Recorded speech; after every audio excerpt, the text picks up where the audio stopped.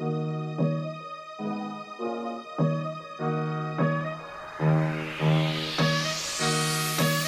right, Metcalf, another day for 30 and 30, brought to you by No Ceilings NBA. Go check out NoCeilingsNBA.com. It's here, folks. Draft sickos. It's the Paul McNeil episode. This has been a draft darling, someone that everyone's been getting a little intrigued with, Metcalf, since last year. For anyone that's getting caught up, that's why you're here. This is why we love you. Thanks for joining us.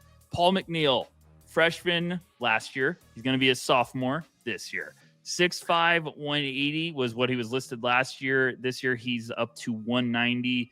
You look at the numbers, Metcalf, and you won't be impressed. 4.2 points, 1.3 rebounds, 8 minutes, 44, 35, 76. So my question to you, Metcalf, is why the heck are we talking about him right now? Tell the fans why Paul McNeil's a real legit name to watch out for this year.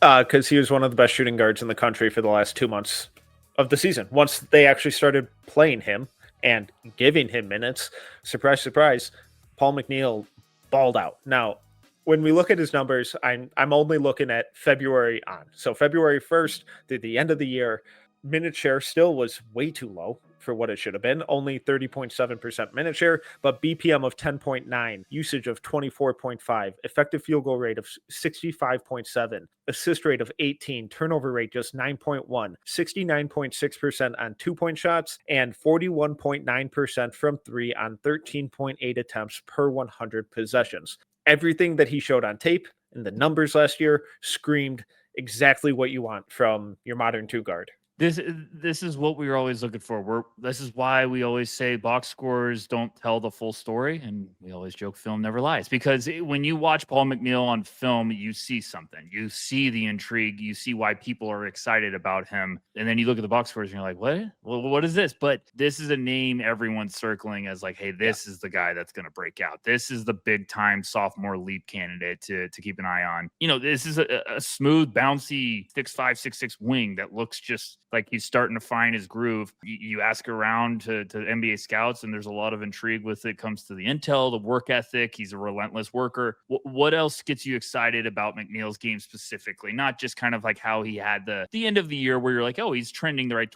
direction. What gets you excited when it comes to his game?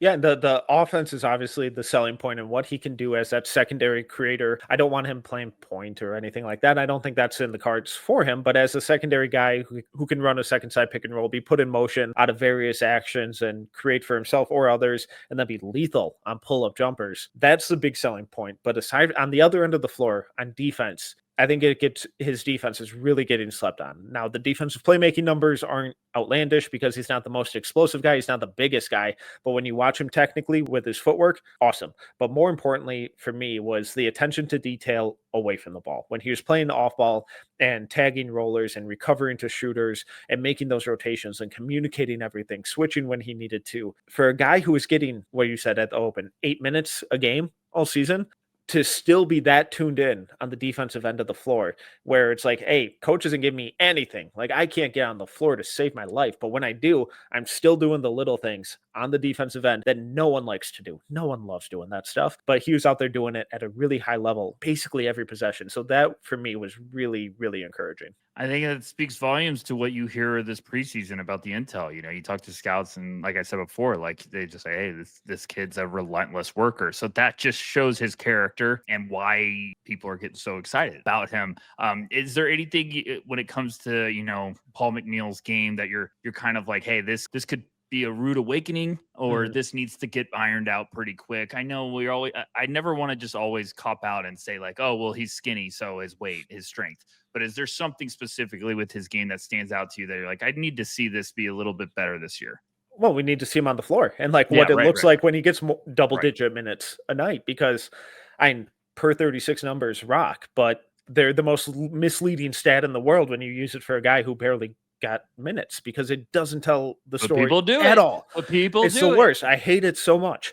So it's like, first off, what does it look like when you're getting 30 minutes a night? Hopefully he's up there, but I don't expect the same outlandish efficiency, but can you replicate some of it? Cool.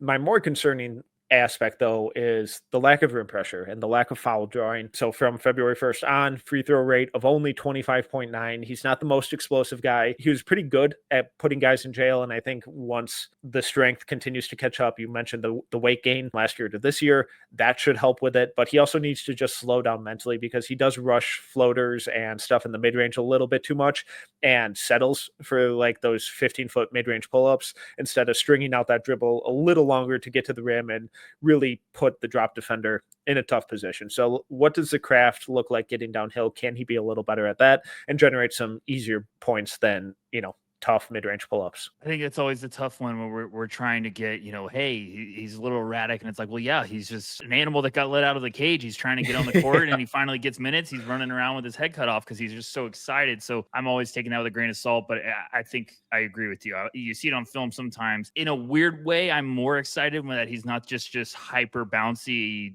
dunks on everyone person, because I think he's starting to like show like, okay, there's some in between game. I think he's going to be in for a big leap this year. And this NC State, a lot of new pieces, a lot of buzz, a lot of excitement. I think they're going to take a big step forward. I think Paul McNeil's going to be the reason why. Any lasting thoughts? He's just really, really fun. And I transitioning from small role player off the bench to one of the guys, it's a really hard transition to make. He's going to be a lot higher on opposing team scouting reports this year than last year.